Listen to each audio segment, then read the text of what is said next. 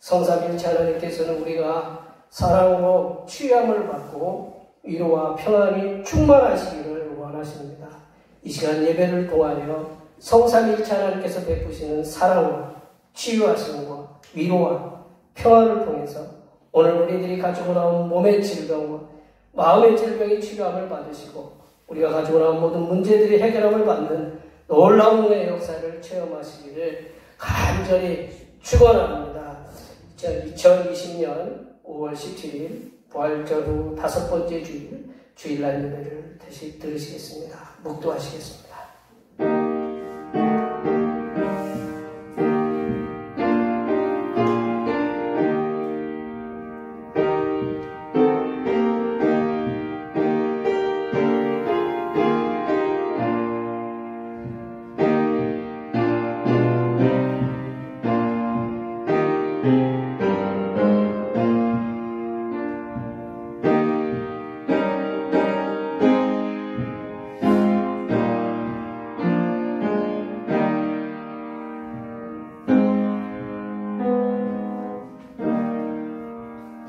만민들아 우리 하나님을 송축하며 그의 찬양 소리를 들리게 할지어다.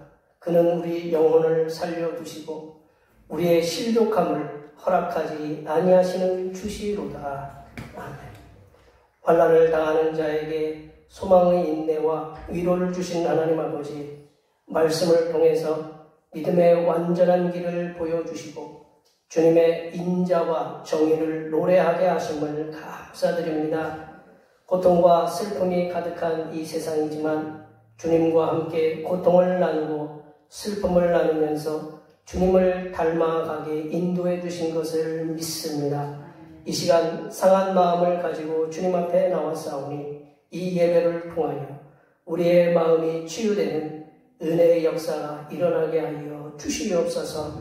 거룩하신 예수님의 이름으로 기원하옵나이다. 아멘. 다 같이 일어나셔서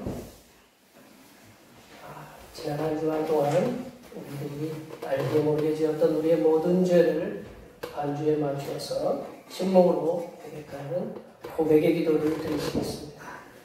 기도하시겠습니다.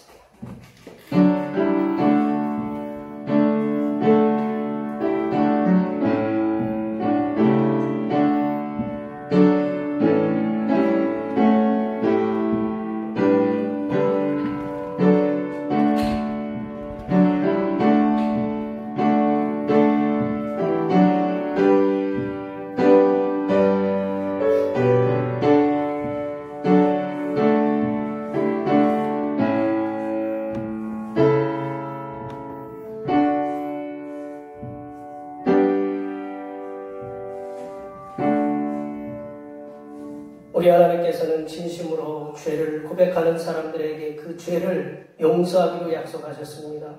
만일 우리가 우리 죄를 자백하면 그는 미쁘시고 의로우사 우리 죄를 사하시며 우리를 모든 불의에서 깨끗하게 하실 것이요 이 말씀에 의하여 우리의 죄가 용서받았음을 확신합니다. 아멘. 찬송 3장 하시겠습니다. 찬송 3장입니다.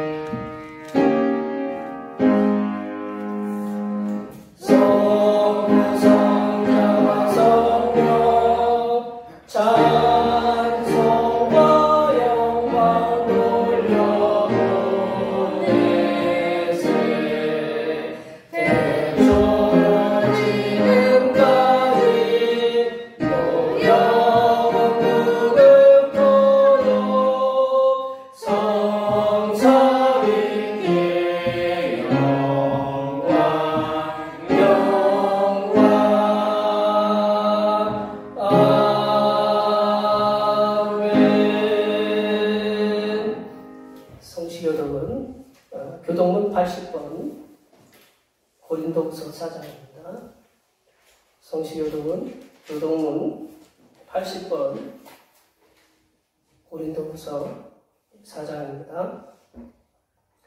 우리가 이 보배를 질그릇에 가졌으니 이는 시비 큰 문제는 해결되고 우리 않지 않을 우리가 사방으로 우겨쌈을 당하여도 쌓이지 아니하며 답답한 일을 당하여도 낙심하지 아니하며 박해를 받아도 버림받지 아니하며 거꾸로 기쁨을 당하여도 망하지 아니하고 우리가 항상 예수의 죽음을 몸에 짊어짐은 예수의 생명이 또한 우리 몸에 나타나게 하려 하자. 우리 살아있는 자가 항상 예수를 위하여 죽음에 넘겨짐은 예수의 생명이 또한 우리 죽을 주체에 나타나게 하려 합니다. 아멘. 사도신경 우리의 신앙을 하나님께 고백하시겠습니다. 나는 전능하신 아버지 하나님 천지의 창조주를 믿습니다. 나는 그의 유일하신 아들 우리 주 예수 그리스도를 믿습니다. 그는 성령으로 잉태되어 동정녀 마리아에게서 나시고 본디오 빌라도에게 고난을 받아 십자가에 못 박혀 죽으시고 장사된 지 사흘 만에 죽은 자 가운데서 다시 살아나셨으며 하늘에 오르시어 전능하신 아버지 하나님 우편에 앉아 계시다가 거기로부터 살아있는 자와 죽은 자를 심판하러 오십니다. 나는 성령을 믿으며 거룩한 공교회와 성도의 교제와 죄를 용서받는 것과 몸의 부활과 영생을 믿습니다. 아멘. 다같이 앉으셔서 찬송 84장 하시겠습니다. 찬송 84장입니다.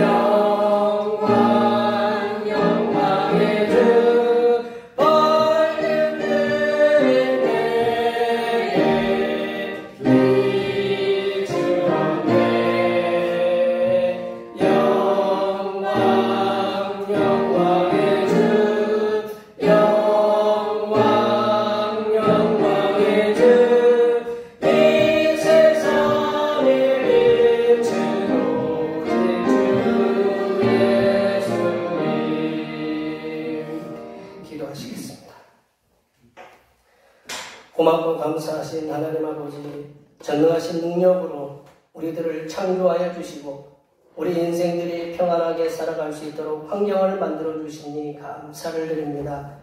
이렇게 우리들은 언제나 하나님의 크신 사랑과 은혜를 입으며 살고 있으면서도 하나님을 더욱 열심히 섬기기보다는 우리의 삶에 만나는 문제들로 인하여 하나님을 멀리할 때가 많이 있었사오니 용서하여 주시옵소서.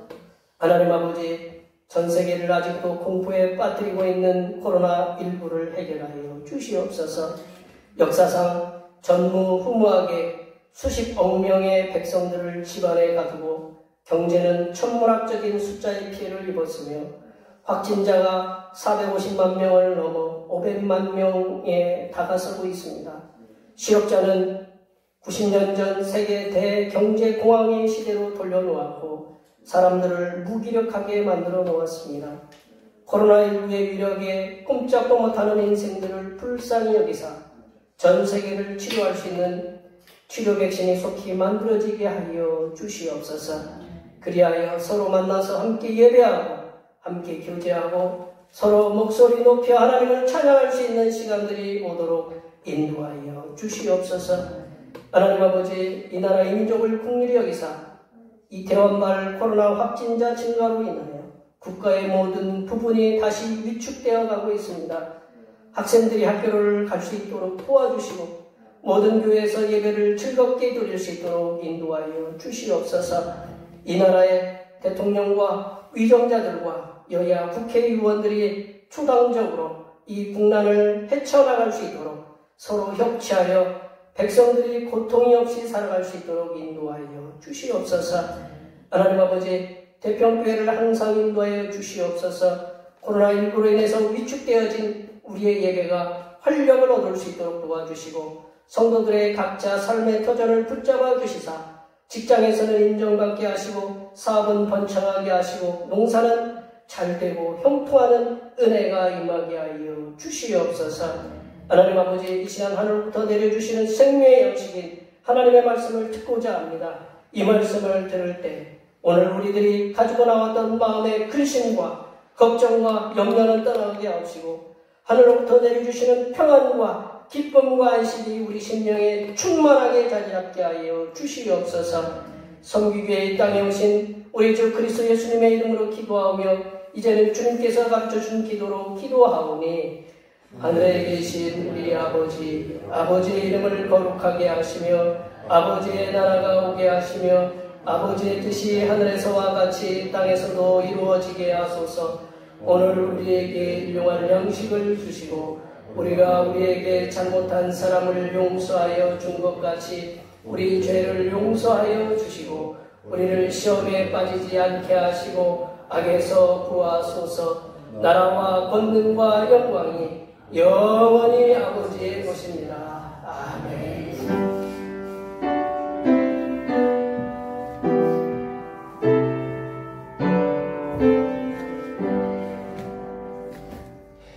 오늘 우리 주신 하나님의 말씀은 신약성경 사도행전 17장입니다. 신약성경 사도행전 17장 22절에서 31절 말씀입니다. 신약성경 218쪽에 있습니다. 부활절 후 5번째 주일에 주신 하나님의 말씀은 신약성경 사도행전 17장 22절에서 31절 말씀입니다. 신약성경 218쪽에 있습니다. 2020년 5월 17일 주일에 주신 하나님의 말씀은 신약성경 사도행전 17장 22절에서 31절 말씀입니다. 한 절씩 교독하시겠습니다. 바울이 아레오바고 가운데 서서 말하되 아덴 사람들아 너희를 보니 범사에 종교심이 많도다. 내가 돌아다니며 너희가 위하는 것들을 보다가 알지 못하는 신에게로 오시는 방도 보았으니 그런데 너희가 알지 못하고 이해하는 것을 내가 너희에게 알게 하리라. 우주와 그 가운데 있는 만물을 지으신 하나님께서는 천지의 주제시니 손으로 지은 전에 계시지 아니하고 하시고 또 무엇이 부족한 것처럼 사람의 손으로 천리를 만드는 자시니 이는 만민에게 생명과 호흡과 만물을 지으시는 이시니라. 인류의 모든 족속을 한 혈통으로 만드사 온 땅에 살게 하시고 그들의 연대를 정하시며 거주의 경계를 한정하셨으니 이는 사람으로 혹 하나님을 건너 찾아 발견하게 하시기로되 그는 우리 각 사람에게서 영원히 있지 아니하도다. 우리가 그를 힘입어 살며 기도하며 존재하느니라. 너희 시인 중 어떤 사람들의 말과 같이 우리가 그의 소생이라 하니 이와 같이 하나님의 소생이 되었은즉 하나님을 눈이나 오래다 사람의 지식과 보안으로 지은 것들과 같이 여기서 수행하느니라.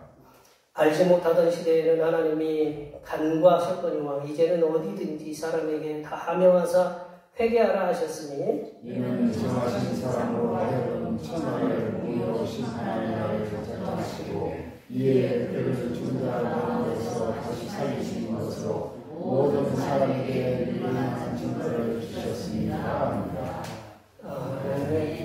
오늘은 부활절 후 5번째 주일입니다. 그리고 내일이 성령의 날입니다. 이번 주일은 성년주의로 이렇게 보통 지키는 주일인데 오늘은 젊었을 때에 창조주 하나님을 찾아 믿도록 인도해 주신 성삼일체 하나님께 감사하시기 바랍니다.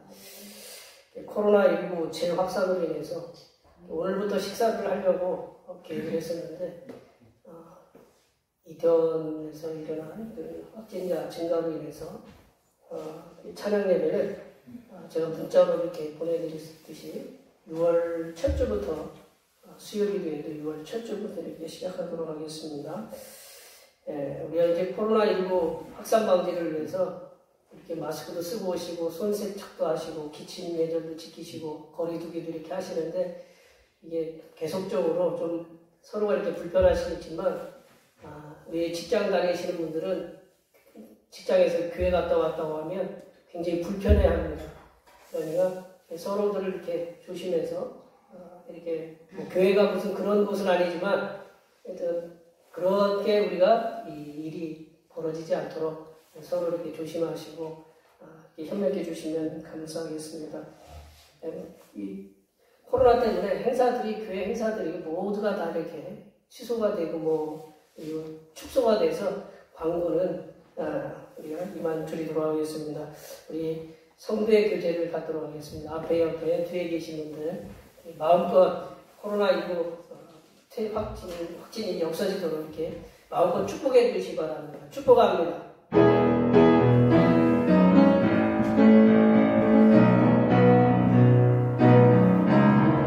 축복합니다.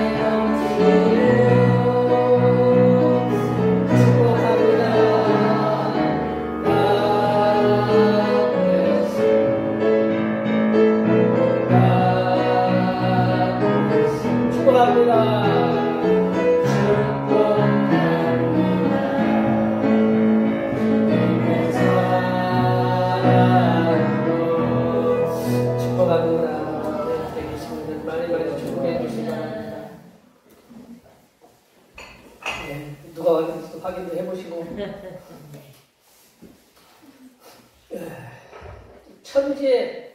천지라는 말은 온 세상 우주 만물을 얘기를 하는데 천지의 창조주이신 성부 하나님께서 예수 그리스도의 죽으심과 부활을 통해서 탄생하게 하신 것이 있는데 그게 뭐냐면 교회입니다. 교회. 이제 헬라어로 에클레시아, 영어로는 처치라고 하는데, 이 교회를 탄생했는데, 이 교회의 목적은 뭐냐? 선교입니다. 미션. 미션 수행한다고 그러죠? 미션입니다. 전도예요. 교회가 선교가 가장 중요한 목적이다라는 것을, 그 사실에 대해서 누가 얘기했냐면 예수님께서 얘기했습니다. 예수님께서 승천하시기 직전에 제자들이 하신 선교의 명령, 그레이트 미션이라고 하죠. 그 선교의 대명령에서 잘 알 수가 있습니다. 마태복음 28장 19절에서 20절 말씀인데, 우리 한번 읽어볼까요? 19절에서 20절 말씀 읽어보겠습니다. 그러므로 너희는 가서 모든 민족을 제자로 삼아 아버지와 아들과 성령의 이름으로 세례를 베풀고 내가 너희에게 분부한 모든 것을 가르쳐 지키게 하라. 볼지어다 내가 세상 끝날까지 너희와 항상 함께 있으리라 하시니라. 아멘. 마태, 마가, 누가 복음에 보면 이 말씀, 예수님이 승천하시기 전에 이 선교의 말씀을 이렇게 끝난다라는 거죠. 이 교회는 예수님의 이 선교의 명령을 이행하기 위해서 모든 민족을 제자로 삼아 아버지와 아들과 성령의 이름으로 세례를 베풀고 예수님께서 가르쳐주신 모든 것들을 가르쳐 지키게 하기 위해서 선교의 명령을 이행해야 됩니다. 그래서 우리가 교회에서 뭐를 하냐면 함께 모여서 예배를 하고, 그리고 성대 교제를 하고, 또한 선교를 우리가 감당하기 위해서 교육을 하고 있다는 거죠. 그래서 이 교회를 이루는 4가지 기둥이 있습니다. 내려보시면 4가지 기둥이 뭐냐? 선교다라는 거죠. 선교, 예배, 교제, 교육이다. 이 4가지 기둥이 이 교회를 떠받치고 있는 아주 중요한 목적이다라는 거죠. 그 중에 가장 중요한 목적이 선교다. 선교는 직접 선교지에 가서 복음을 전하는 선교사들이 있어요. 우리나라가 세계 제2위라고 이렇게 얘기하는데, 복음이 현지에 가서 복음을 전하는, 직접 가서 복음을 전하는 이렇게 선교사들이 있습니다. 그리고 각 나라 선교사들이 이렇게 파송되어 있는데요. 그리고 보내는 선교사가 있다고 그랬습니다. 보내는 선교사. 물질을 보내고, 또한 우리가 기도로 이렇게 후원을 하고, 그런 선교사가 바로 우리들이에요. 오늘 본문에서 그리스의 수도, 아테네 철학의 중심지 아테네에서 복음을 전하였던 전도자 바울은 선교지를 개척해가면서 복음을 전했던 그런 선교사다라는 거죠. 사도 바울은 오늘 본문을 통해서 우상의 도시 아테네에서 복음을 전할 때 2가지를 염두에 두면서 복음을 전했습니다. 첫 번째는 뭐냐면 복음의 내용입니다. 뭐를 전할 거냐? 어떤 복음을 전할 거냐? 2번째는 복음의 전도의 방식이었습니다. 어떻게 전도할 거냐? 이 내용을 어떻게 전도할 거냐? 우리가 선물을 줘도 그냥 대충 그냥 해서 주는 거하고 포장을 예쁘게 해서 주는 거하고 어때요? 그 차원이 틀리잖아요. 기분이 좋고. 마찬가지로 오늘 복음의 내용이 있어요. 복음의 내용이 있고 복음을 전하는 방식이 있다는 거죠. 오늘 사도 바울이 복음을 전하는 대상은 누구냐? 오늘 본문에서 아레오바고에서 복음을 전하는 복음 전도자의 대상은 누구냐면 철학자들이다라는 거죠. 그 당시에 대단한 철학자들이다라는 거죠. 거기에는 궤변론자, 우리가 소피스트라고 하는데 그 궤변론자들이 있었다는 거예요. 이게 말쟁이라고 이렇게 표현하죠. 이렇게 쉽게 말씀드리면 사도 바울은 그 당시 세계의 철학을 주름잡는 아테네가 누구누구 어떤 철학자를 배출을 했냐면 혹시 들어보셨어요? 소크라테스 들어보셨어요? 플라톤 들어보셨어요? 그리고 또 아리스토텔레스가 누구의 스승인지 혹시 아세요? 세계를 주름잡았던, 더 이상 인더스강 앞에 가지고 내가 정복할 땅이 더 이상 없다라고 물었던 알렉산더 대왕의 스승이 바로 아리스토텔레스다. 거기 어디가 나왔느냐? 이 그리스 아테네에서 나왔다는. 그만큼 철학의 중심지가 어디냐? 아테네거든요. 아테네에서 쉽게 얘기하면 태권도 종주국에서 태권도를 갖다 가르치겠다는 그런 말과 똑같다는 거예요. 그 당시 세계의 철학을 주름잡고 있는 에피쿠로스 학파, 그리고 스토아 학파, 제가 얘기하는 게 아니고 성경에 나와 있습니다. 그 에피쿠로스 학파와 스토아 학파 철학자들 철학자들에게 예수 그리스도를 전하고 있다라는 거죠. 이들에게 복음을 전할 때 사도 바울이 전했던 복음의 내용이 뭐냐? 그리고 이들을 향해서 복음을 전할 때 어떻게 복음을 전했느냐? 그 복음의 전도 방식을 살펴보면서 지금 우리들도 다양성을 존중하는 시대. 예, 제가 뭐 특별한 대상을 얘기하는 건 아니지만 다양성. 예, 요즘 뭐 방송에서도 많이 얘기하더라고요. 이 젊은 분들에게는 이제 비혼이라는 것이 있어요. 비혼. 젊은 분들에게는. 근데 어른들에게는 졸혼이 있어요. 졸혼. 졸혼이 뭔지 아세요? 예, 결혼을 졸업하는 겁니다. 결혼을 졸업하는 거. 젊은 분들에게는 비혼이라는 게 있지만 어른들에게는 졸혼이라는 게 있어요. 이런 다양성 시대에 살고 있습니다. 그리고 성적 취향이 달라요. 이번에 유태연발 그걸 우리가 뭐 성소수자라고 얘기하잖아요. 동성애들이 있습니다. 양성애자들이 있어요. 동성애는 뭐고 양성애는 뭐냐? 동성애는 같은 남성끼리 같은 여성끼리 좋아하고 결혼하고 그러는 걸 얘기해요. 양성애자는 누구냐? 나는 이성하고도 살고 나 같은 동성하고도 같이 산다. 양성애자들도 이렇게 있다라는 거죠. 성소수자. 그 많은 사람들이 있어요. 그 외에도 다양한 사람들이 있고 다원론 시대. 어느 하나가 진리라고 이렇게 얘기하잖아요. 다원론 시대에 이렇게 살고 있어요. 이런 시대에 어떻게 복음을 전하는 것이 바람직한 것인가. 그걸 우리가 함께 고민해보는 그런 시간을 갖도록 하겠습니다. 사도 바울이 철학의 최고의 상아탑에 서 있는 그 철학자들을 향해서 복음을 전했던 복음의 첫 번째 내용은 저렇게 앞에서 보시듯이 하나님께서 천지의 창조주이시며 천지의 주인이시다라는 거다. 하나님께서 천지의 창조주이시며 데우스, 그 하나님이죠. 데우스. 이 하나님께서 천지의 창조주이시고 주인이시다라는 거죠. 이 첫 번째 복음의 내용입니다. 우리 24절 말씀을 읽어볼까요? 24절 말씀입니다. 우주와 그 가운데 있는 만물을 지으신 하나님께서는 천지의 주제시니 손으로 지은 전에 계시지 아니하고. 예. 사도 바울은 자신의 말을 듣고 있는 철학자들에게, 세계의 아주 유명한 철학자들에게 하나님에 대해서 분명하게 선포합니다. 하나님께서는 우주와 그 가운데 있는 만물을 지으셨다라고 선포합니다. 우주라는 말의 헬라어는 뭘까요? 코스모스입니다. 코스모스. 우리 코스모스 그거 아니죠? 코스모스가 우주, 세계, 요한복음에서는 세상이라고 이렇게 쓰여졌습니다. 이 단어를 누가 좋아하느냐? 거기에 듣고 있는 철학자들이 이 코스모스를 좋아해요. 우주라는 단어를 굉장히 좋아합니다. 그러니까 선뜻 귀가 탁 하고 열린 겁니다. 이 천지를 창조하신 하나님께서는 우주와 만물을 창조하셨고 또한 천지를 창조하신 하나님께서는 천지의 주인이시다. 주인, 큐리오스라는 거다. 주인이다라는 거죠. 이러한 사도 바울의 선포는 그 창세기 1장 1절에 보면 우리가 성경을 딱 펴가지고 창세기 1장 1절에 뭐라고 써 있어요? 내려보세요. 태초에 하나님이 천지를 창조하십니다. 브레시드 바라 엘로힘 하나님이 천지를 창조하셨다.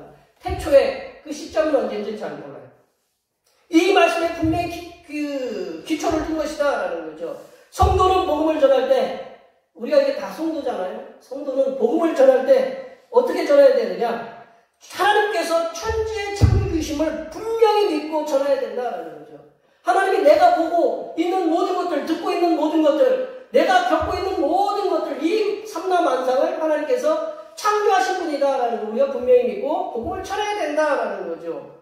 우리가 매번 우리 사도신경을 배우잖아요. 나는 전능하신 아버지 하나님, 천지의 창조주를 믿습니다. 아멘? 그 믿고 전해야 된다라는 거죠. 이 믿음 위에서 성도는 믿지 않는 이들에게 내가 그 천지의 창조주이신 하나님을 내가 믿지 못하면서 전하면 안 된다는 거예요. 내가 굳센 믿음 위에 이 하나님은 천지를 창조하신 그 하나님이시다라는 것을 이 복음을 전할 때 이 하나님에 대한 분명한 가치관, 분명한 관을 가지고 우리가 전해야 복음이 확실하게 전할 수 있다는 거죠. 성도는 불신자들에게 하나님께서는 천지를 창조하신 또한 천지의 주인이시다. 우연히 생겨난 게 아니고 하나님께서 분명히 창조하시고 천지를 운행하시는 천지의 전해야 된다라는 겁니다. 수천 년 전부터 사람의 몸이나 그리고 땅이나 바다나 또 하늘을 보면서 연구하는 과학자들이 있었습니다. 그러한 과학자들, 우리 의사가 되려면 무슨 선수 하나요? 히포크라테스 선수 하나요? 그런 선수, 의사, 하늘을 연구하고 그런 사람, 과학자들 덕분에 우리의 삶은 더욱 풍요롭고 안전한 삶을 살아갈 수 있게 되었다. 지금도 이 땅에는 자기가 관심을 갖고 있는 과학 분야를 연구하는 수많은 과학자들이 존재한다. 과학자들마다 각기 자신이 갖고 있는 과학의 도구를 사용합니다. 그래서 뛰어난 업적을 남기거든요. 우리가 알만한 사람 한 몇 명 들어볼까요? 알만한 사람 데려보시면 우리 만유인력을 만드신 분이 누구냐? 만유인력을 만드신 분이 누구냐면 누구죠? 뉴턴이죠. 그리고 지구가 태양을 돈다. 스스로 돌면서 태양을 돈다. 이걸 얘기했던 사람이 갈릴레이, 코페르니쿠스도 있지만 갈릴레이가 이거를 확립했어요. 그리고 상대성 이론을 주장했던 아인슈타인. 아인슈타인이 이름이 뜻이 뭔지 아세요? 제가 독일어를 배웠는데 이거 하나만 분명히 아는데 하나라는 뜻이거든요.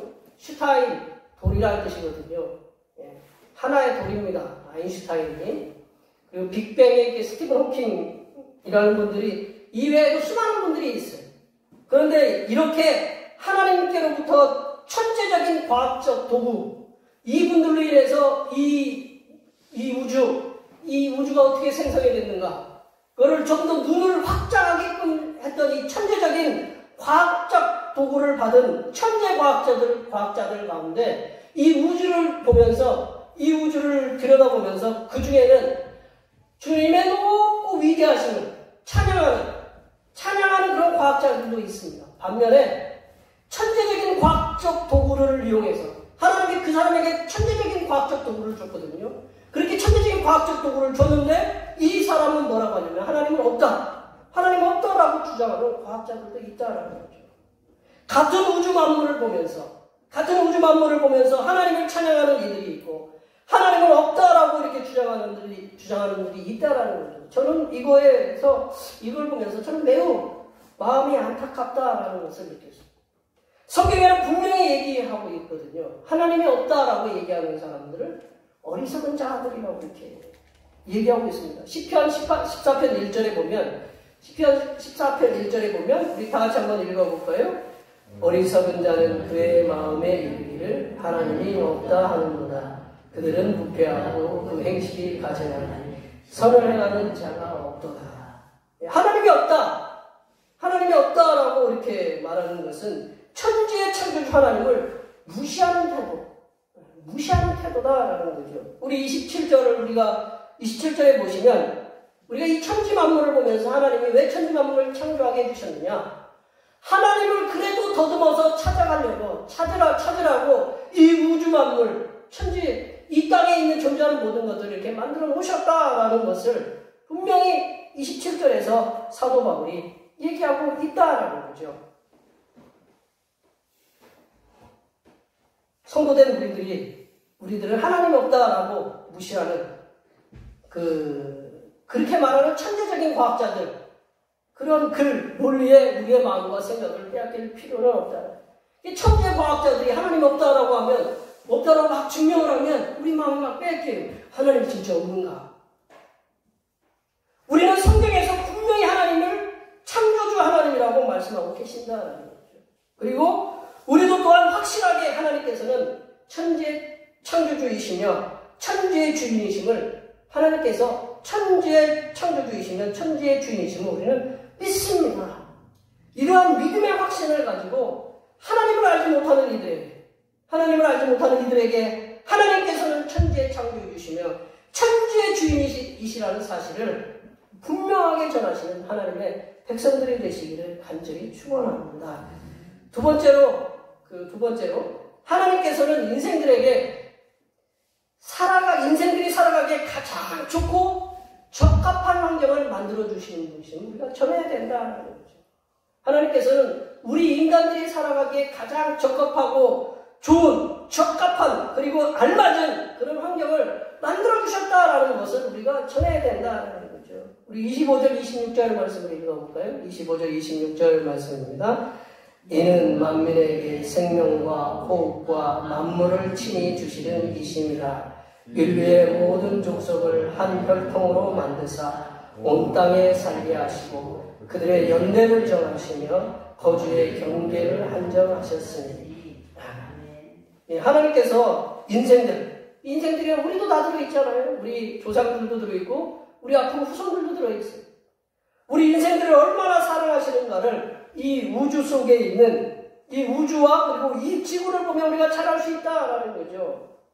하나님께서는 인생들이 살아가기에 가장 알맞고 가장 적합한 환경을 조성해 주시고 만들어 주셨다는 겁니다. 사도 바울이 하나님께서 만민에게 생명과 호흡을 주셨다. 26절에 보시면, 25절에 보시면 생명과 호흡을 주셨다라고 말씀하십니다. 이 마스크 이렇게 쓰고 계시죠? 답답하시죠? 답답해요? 안 답답하세요? 답답합니다. 왜 답답할까요? 숨쉬기 때문에. 호흡이, 이 생명과 호흡은 어떻게 해요? 밀접하게 연결되어 있습니다. 생명과 호흡은 하나다라고 이렇게 볼 수 있습니다. 거의 모든 동식물이 호흡을 통해서 생명을 유지하고 있다는 거죠. 개 중에 우리가 다 살펴볼 수 없지만 사람, 저도 이게 EBS에서 나오는 그런 동물 다큐멘터리 이렇게 아주 재밌게 보고 있는데 그 모든 걸 보면 정말 놀라워요. 그런데 특히 우리 사람과 그리고 젖을 먹이는 우리 그 동물들, 그걸 포유류라고 하는데 그 동물들을 보면 참 신기하다라는 거죠. 사람의 예를 보시죠. 여기 우리 어머니들 몇 분 계시니까 사람의 예를 보시면 아기가 엄마 뱃속에 있을 때는 어디 속에 있습니까? 안 나오신 것처럼 저를 얼굴을 쳐다보시는데 어디 속에 있어요, 엄마가? 물 속에 있습니다. 그래서 양수라고 그래요. 물 속에 있어요. 엄마가 저는 안 나가서 잘 모르지만 여기 계신 분들은 다 아시잖아요. 엄마 물 속에 있어요. 물 속에 애가 물 속에서 자랍니다. 탯줄을 통해서 물 속에서 자라요. 그래 엄마의 생명이 이어져 갑니다. 엄마와 생명이 10달 가까이 이렇게 이어져 가는데 근데 이 아이가 엄마 뱃속에서 나오면 탯줄의 삶을 어떻게 해요? 종료를 합니다. 마칩니다. 그리고 뭘로 숨 쉬어요? 코로 숨을 쉽니다. 코로 숨을 쉬어요. 신기하지 않으세요? 뭘 신기하느냐? 나의 다섯 나도 별로 그렇게 신기한 거 없다. 하나도 신기하지 않으세요? 물고기가 물 바깥에서 나와서 코로 숨 쉬는 거랑 똑같다라는 거예요. 이해하셔요? 물고기가 갑자기 물속에 툭 튀어나와가지고 나 바깥에서 숨 쉬면 산다. 이해하실 수 있어요? 이 놀라운 거예요. 이게 저희들도 셋을 제가 받은 건 아니지만 하여튼 저도 탯줄을 잘랐지만 놀라운 거예요. 이 물속에 있다가 갑자기 물을 갖다가 터뜨리고 나와서 코로 숨을 쉬고 산다. 이게 생명과 호흡을 우리 만민에게 주셨다라는 거죠. 얼마나 이게 놀라운지 몰라요. 그래서 호흡을 통해서 생명을 이어간다라는 겁니다. 이렇게 사람에게 생명과 호흡을 주신 하나님께서는 또한 만물을 주셨다라고 그랬어요. 만물, everything, 영어로는 모든 걸 주셨다고 그래요.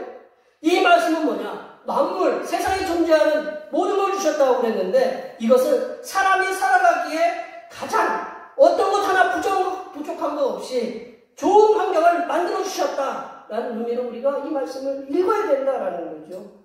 사람이 먹고 살아가면서 생명을 유지하는데 어려움이 없도록 이 땅에 먹을 거리를 주시고 우리 창세기 1장에 보면 뭘 만드셨어요?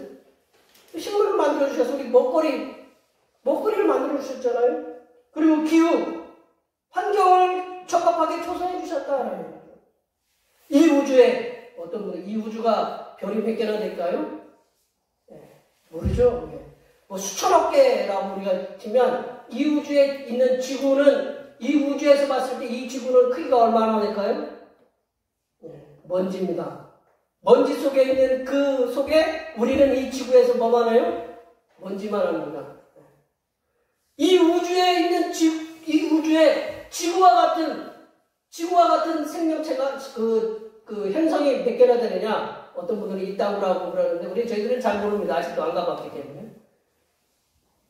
우리가 몇 대나 되는지는 알 수 없지만 하나님께서는 이 지구를 호흡과 생명을 주신 사람들이 우리들이 살아가기에 합당하도록 적당하도록 가장 좋은 환경을 조성해 주셨다는 것은 분명하다는 거죠. 더 나아가 하나님께서는 인생들이 살 수 있는 적당한 시간을 정해주셨다는 거죠. 하나님 우리 창세기 5장에 보면 아담은 누구를 낳고 몇 살까지 살았다라고 그렇게 얘기 나옵니까? 안 나옵니까? 나오지 않아요. 연대를 정해주셨다라는 거예요. 영원히 사는 것이 반드시 행복한 것이 아니라 어느 정도 연대를 정해주셔서 그때 또 하나님 품으로 돌아가는 것이 바로 아름다운 삶이다라는 거죠. 또한 각자의 사람들이 거주할 수 있는 지역을 경계를 정해주셔서 서로 간에 다툼이나 전쟁이 없도록 만들어주셨는데 사람이 욕심을 내가지고 더 내 거 뺏겠다고 이렇게 침범하는 그것이 사람의 욕심 때문에 그런 거죠. 이렇게 하나님께서는 인생들을 위한 철두철미한 계획이 있으셨습니다. 그리고 인생들을 위한 배려를 통해서 인생들이 살아가기에 이 땅에 살아가기에 하나도 부족함이 없도록 이렇게 만들어 놓으셨다. 우리가 믿는 하나님께서는 인생들을 위해서 믿는 사람이나 하나님을 욕하는 사람들이나 하나님을 갖다가 안 믿는 사람들까지 그들을 위해서 하시는 일이 얼마나 크고 놀라운가를 믿는 우리들이 먼저 감사하고 하나님을 찬양해야 된다는 거죠. 제가 자주 농담식으로 얘기했잖아요. 이 지구가 태양을 본 지 얼마나 됐을까요? 얼마 됐는지 모릅니다. 어떤 분들은 이 우주가 생성된 지 150억 년이면 지구가 생긴 지 얼마다라고 얘기하는데 얼마나 이 지구를 돌았는지 몰라요. 우리 여기서 연세가 가장 많으신 우리 박연희 권사님 사시면서 이 지구 한번 멈춘 적 있어요? 지구 멈춰가지고 태양이 막 이쪽이 막 뜨겁고 춥고 막 그런 적 있어요? 우리 여기 권사님들 지금 보면 다리 아프셔가지고 지금 올라갔다 내려갔다 하는 거 굉장히 많이 힘들어하셔요. 이 지구가 얼만큼 돌았는지 몰라요. 그러나 하나님이 어떻게 해요? 한 번도 쉬지 않고 한 번도 쉬지 않으시고 계속적으로 돌려주셔요. 정확한 그 시간에 맞춰서. 근데 그거에 대한 감사를 몰라요. 이 지구가 한번 멈췄다 그러면 어떻게 될까요? 모든 건 다 끝입니다. 끝이. 하나님께서 우리들을 위해서 인생들을 위해 끊임없이 우주를 붙잡아 운행하시고 그리고 우리들을 위해서 필요한 일용할 양식을 끊임없이 제공하시는 그 놀라우신 하나님의 사랑하심과 은혜를 날마다 찬양하시면서 그것을 이웃들에게 주님을 알지 못하는 이들에게 전하시기를 간절히 축원합니다. 세 번째로 이제 뭐를 또 전해야 되느냐? 하나님께서는 죄인들의 구원을 위해서 예수 그리스도를 이 땅에 보내셨다라는 것입니다. 우리가 앞에 두 가지만 전하면 안 된다라는 거죠. 뭐까지 전해야 되느냐? 이 세 번째까지 전해야 되느냐? 뭐냐? 하나님께서는 죄인들의 구원을 위해서 독생성자 예수 그리스도를 이 땅에 보내셨다라는 사실을 분명히 증거해야 된다는 거죠. 우리 31절의 말씀으로 볼까요? 31절 말씀 다 같이 읽어보겠습니다. 이는 정하신 사람으로 하여금 천하를 공의로 심판할 날을 작정하셨고 모든 사람들이 믿을 만한 증거를 즉 예수 그리스도를 십자가의 죽음에서 부활하게 하심으로 말미암아서 모든 사람들이 구원을 받을 수 있도록 길을 열어주셨다라는 것을 전해야 된다라는 거죠. 사도 바울의 전도의 핵심의 내용은 바로 이거다라는 거죠. 하나님 천지를 창조하시고 우리를 위해서 가장 좋은 환경을 만들어주신 그 하나님께서 누구를 보내셨느냐? 죄인들을 위해서 우리를 위해서 구세주 예수 그리스도를 보내주셨다라는 거. 그래서 그분이 십자가에 죽으심으로 말미암아 부활하셨다라는 사실을 분명히 증언해야 된다는 거죠. 천지를 창조하시고 천지의 주인이신 그 하나님께서 인생들을 위해서 가장 좋은 환경을 만들어주신 전능하신 하나님께서 죄범한 인생들을 구원하기 위해서 하나밖에 없는 독생성자 예수 그리스도를 동정녀 마리아에게서 낳게 하시고 십자가에서의 죽으심 그리고 사흘 만에 부활을 통하여 죄인들의 구원자가 되게 하셨다는 사실을 증언해야 된다는 거예요. 사도 바울이 전한 복음의 내용은 분명했습니다. 그게 뭐냐면 예수님과 예수님의 부활이었다라는 거죠. 18절 말씀을 볼까요? 18절 말씀을 놓고 이렇게 부분만 읽어보겠습니다. 어떤 에피쿠로스와 스토아 철학자들도 바울과쟁론할세. 이는 바울이 예수와 부활을 전하기 때문이다. 사도 바울은 전할 때마다 누구를 전했느냐? 예수님과 그의 부활을 전했다라는 거죠. 사도 바울은 엄연히 뛰어난 철학자들에게 전한 그 복음의 내용은 예수 그리스도께서 죄인들을 위해서 십자가에서 죽으심, 그리고 죄인들을 위해서 다시 살아나신 그 부활에 대한 증언을 선포하였다는 겁니다. 이제 성도가 복음을 전하는 내용은 성부 하나님으로부터 시작해서 성자 예수 그리스도의 십자가의 죽으심과 부활로 맞춰져야 된다는 거죠. 성도가 믿지 않는 그 누구를 만나도 그 전할 때 그 누구를 만나도 그 복음을 전할 때 변함이 없어야 하는 복음의 내용은 뭐냐? 뭐 잘난 사람, 많이 배운 사람, 못 배운 사람, 뭐 얼굴이 잘생긴 사람, 못생긴 사람, 그 어떤 환경에 처한 사람들 그 누구를 만나도 변함없이 복음을 전해야 될 내용은 뭐냐? 바로 전능하신 하나님께서 우주 만물을 창조하셨다. 그리고 그 사랑의 하나님께서 죄인들의 구원을 위해서 예수 그리스도를 이 땅에 보내주셨고 십자가에 죽게 하시고 그리고 사흘 만에 다시 부활하게 하셨다라는 것을 전해야 된다. 우리가 누군가를 전도하는데 창조주 하나님 그리고 구속주 예수 그리스도의 죽으심과 부활이 빠져있다. 그러면 그 전도는 헛것이다. 그러므로 성도는 우리 자신이 창조주 하나님에 대한 확신 그리고 예수 그리스도에 대한 죽으심과 부활 그에 대한 확신이 우리가 있어야 된다는 거죠. 예수님이 하나님이 천지를 창조하셨다. 그리고 예수님께서 나를 위해서 죽으시고 부활하셨다는 그런 확신, 그 확신을 가지고 복음을 들고 믿지 않는 이들을 위해서 복음을 전하시기 바랍니다. 이제 복음의 내용을 3가지 들었어요. 하나님이 천지를 창조하시고 천지의 주제라는 인생들을 위해서 가장 좋은 환경을 만들어주셨다는 것. 그리고 천지의 창조주이시고 인생들을 위해서 가장 좋은 환경을 조성하신 그 하나님께서 하나밖에 없는 독생 성자 예수 그리스도를 죄인들을 위해서 우리들을 위해서 이 땅에 보내주셨고 그분께서 예수님께서 십자가에 죽으시고 부활하셨다. 그 내용을 우리가 내용을 들었어요. 그 내용을 들었는데 그게 내용이에요. 선물이에요. 선물을 하려면 뭐가 있어야 돼요? 포장을 잘해야 됩니다. 근데 어떻게 그 포장을 해서 그들에게 복음을 전할 것이냐? 어떻게 천지의 창조주 하나님과 우리의 구세주 예수 그리스도 그 죽으심과 부활을 전할 수 있을까요? 우리가 그거를 살펴보려면 참 많은 시간이 걸리는데 딱 한 가지만 오늘 본문을 통해서 살펴보겠습니다. 그것은 전도할 대상이 가지고 있는 내가 누군가를 전도해야 되잖아요. 이 땅에 우리가 믿지 않는 사람은 다 전도의 대상이에요. 그래서 그 전도할 대상이 가지고 있는 신앙, 그들이 믿고 있는 신앙, 그리고 환경, 그리고 직업, 그리고 가지고 있는 가치관, 신념, 이념에 대한 것들을 존중해야 된다. 그리고 배려를 통해서 전도해야 된다는 거죠. 그들이 갖고 있는 신앙, 그들이 갖고 있는 환경, 직업, 그리고 취미, 그들이 갖고 있는 어떤 그 가치관, 그걸 존중해가면서 그리고 배려해가면서 복음을 전해야 된다는 거죠.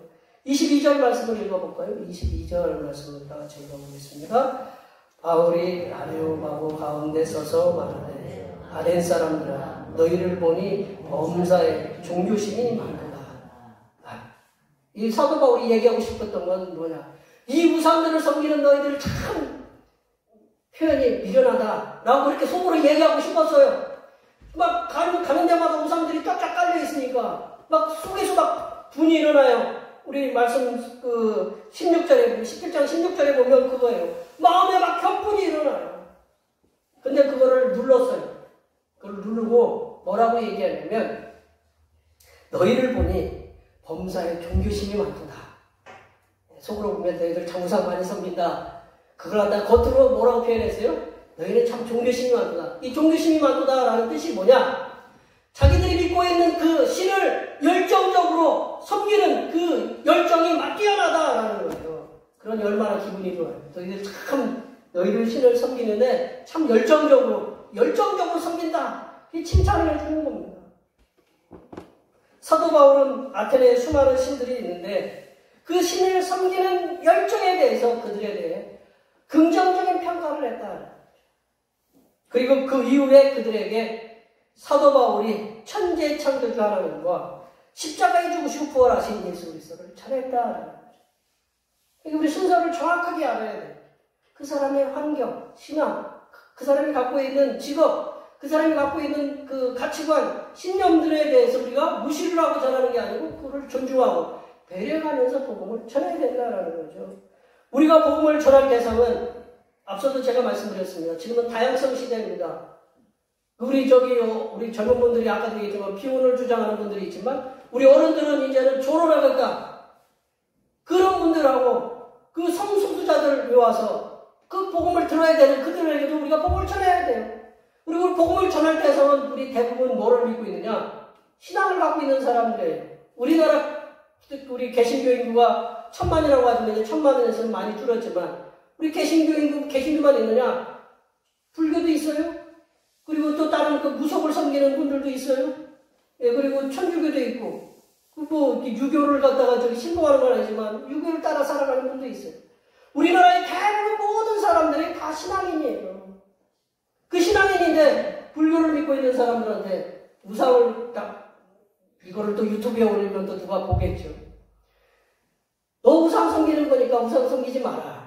그렇게 전하면 대부분 그분이 뭐라고 할까요? 열받습니다. 너나 잘 믿어.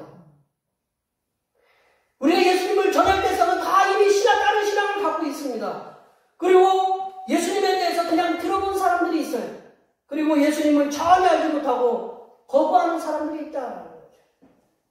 이렇게 다양한 복음 전도의 대상자를 만나면 우리는 그들이 지금 가지고 있는 신앙의 열정, 그리고 그들의 상황, 직업, 그들이 가지고 있는 가치관, 신념들에 대해서 존중하고 배려를 하면서 우리가 전할 창조주 하나님, 우리는 누구만 전하면 되느냐? 창조주 하나님 전하면 돼요. 그리고 우리의 구세주 예수 그리스도에 대해서 전하면 돼요. 그냥 우리가 불도저식으로 이럴 것은 틀렸고 내 것만 맞다고 그렇게 불도저식으로 그냥 밀고 우리가 전할 것만 전한다면 그 올바른 전도의 방법이 아니다. 그러면 이런 반문을 또 하실 수가 있어요. 그렇게 상대방을 존중하고 배려하면서 전도하다가는 그들이 예수님을 언제 믿겠느냐? 물으실 수 있겠어요. 언제 그들 신앙을 존중하고 그들의 그 신념을 존중하고 가치관 존중하고 직업 존중하고 어떻게 그들이 복음을 들을 수 있겠느냐? 그 해답을 우리는 32절에서 34절에서 찾을 수 있다. 32절에서 34절 말씀. 우리 한번 32절만 먼저 읽겠습니다. 32절만 읽겠습니다. 그들이 죽은 자가 말을 듣고 어떤 사람은 조롱도 하고 어떤 사람은 이 일에 대하여 내 말을 다시 듣겠다. 34절에 보면 뭐라고 써 있어요? 몇 사람이 그를 가까이 하여 믿으니. 반응이 몇 가지 나왔어요? 반응이 몇 가지 나왔습니까? 말씀을 부활의 주님을 분명히 전했어요. 그랬더니 어떤 사람이 나와요? 조롱하는 사람이 나옵니다. 근데 죽은 사람이 살 수 있냐? 못 산다. 두 번째는 네 말 한번 다시 한번 참고해보겠다. 그리고 세 번째는 어떤 사람들이 있어요?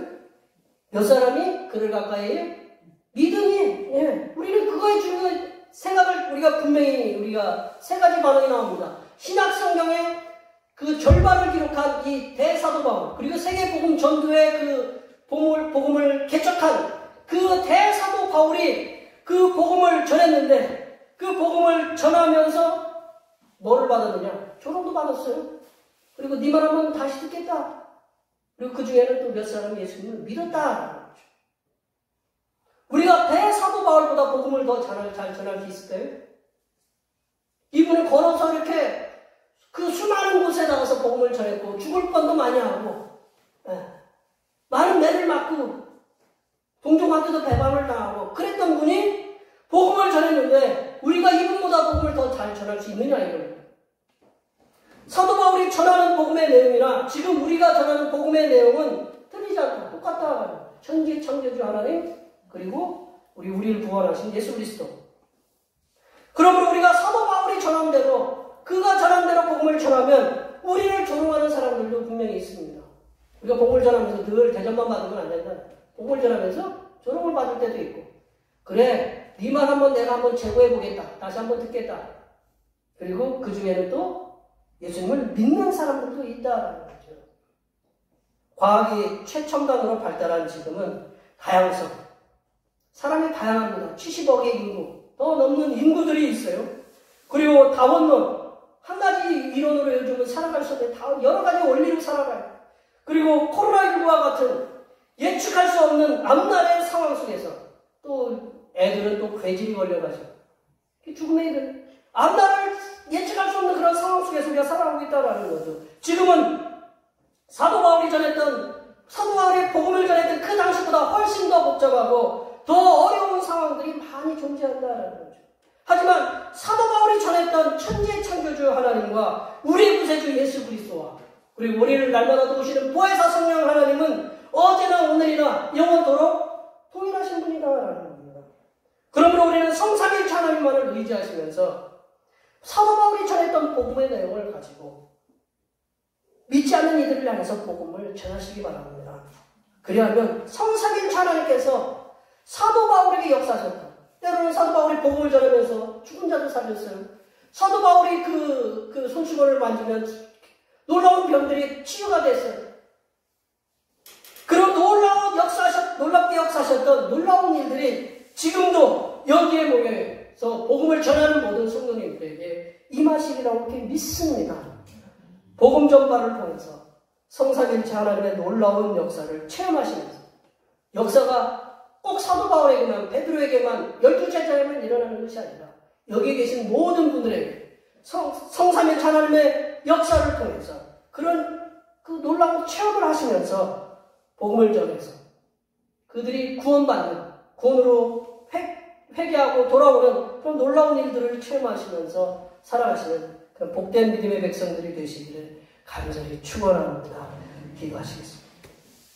하나님 아버지, 믿음의 성도들이 천지의 창조주와 주인이신 성부 하나님과 우리의 구세주 예수 그리스도와 우리를 날마다 도우시는 보혜사 성령 하나님은 주님을 알지 못하는 이들에게 전하여 그들도 구원받아 성삼일체 하나님께서 베풀어 주시는 놀라운 사랑과 은총을 체험하며 살아가게 하여 주시옵소서. 거룩하신 예수님의 이름으로 기도하옵나이다. 아멘. 오늘 우리 주신 하나님의 말씀 생각하시면서 찬송 64장 마치겠습니다. 찬송하시면서 준비하신 예물 하나님 앞에 드리시겠습니다.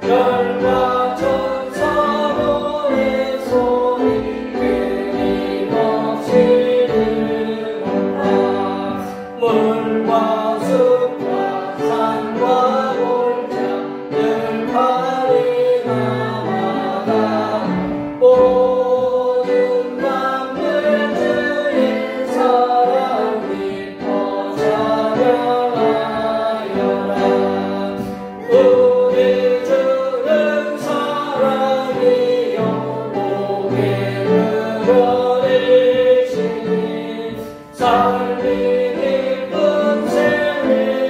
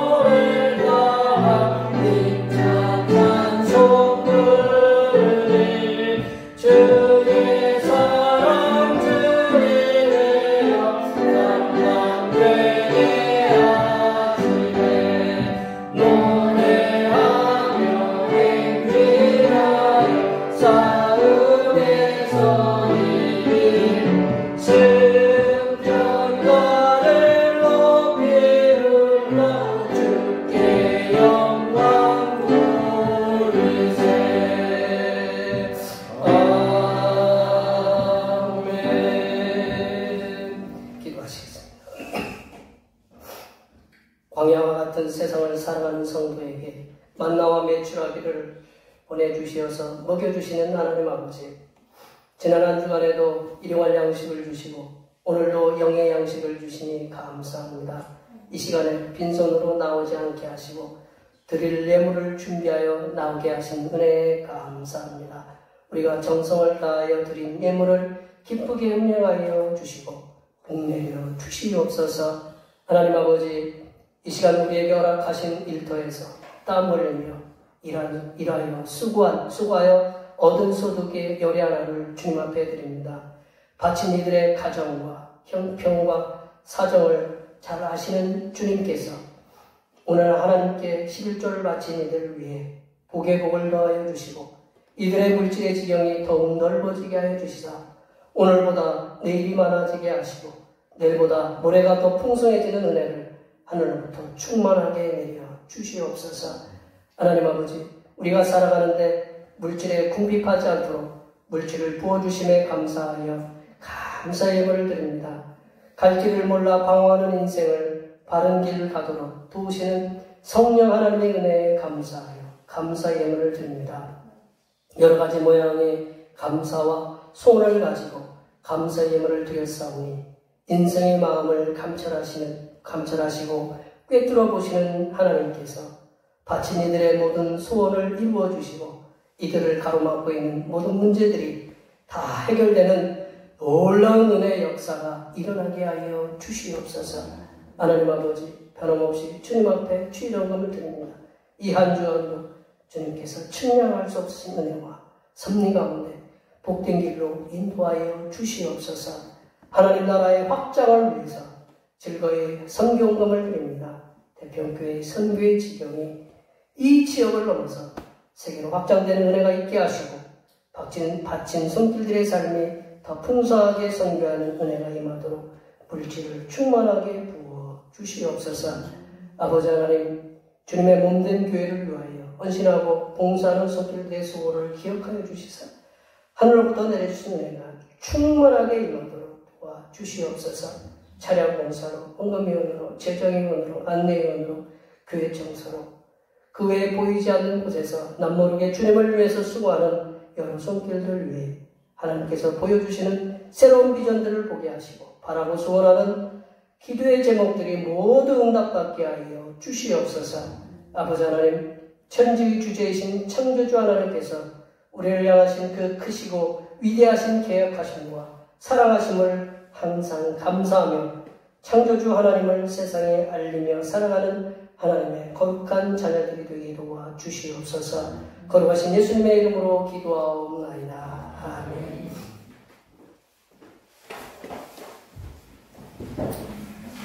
제정하셔서 사명선 제청하시겠습니다. 대평교회 사명선언문. 대평교회 사명은 하나님께서 우리와 함께 하시는 절대의 믿음과 우리 가족을 사랑으로 구원하여 주심과 교회를 부흥시켜 주심을 비전 삼아 지역과 나라와 세계의 소금과 빛의 사명을 감당하는 것입니다. 믿음으로 하나님을 기쁘시게. 아멘. 말씀 모두 전하겠습니다. 말씀으로 세상을 새롭게 하소서. 이 결단의 찬송 나를 지으십니다. 한 번만 하시겠습니다.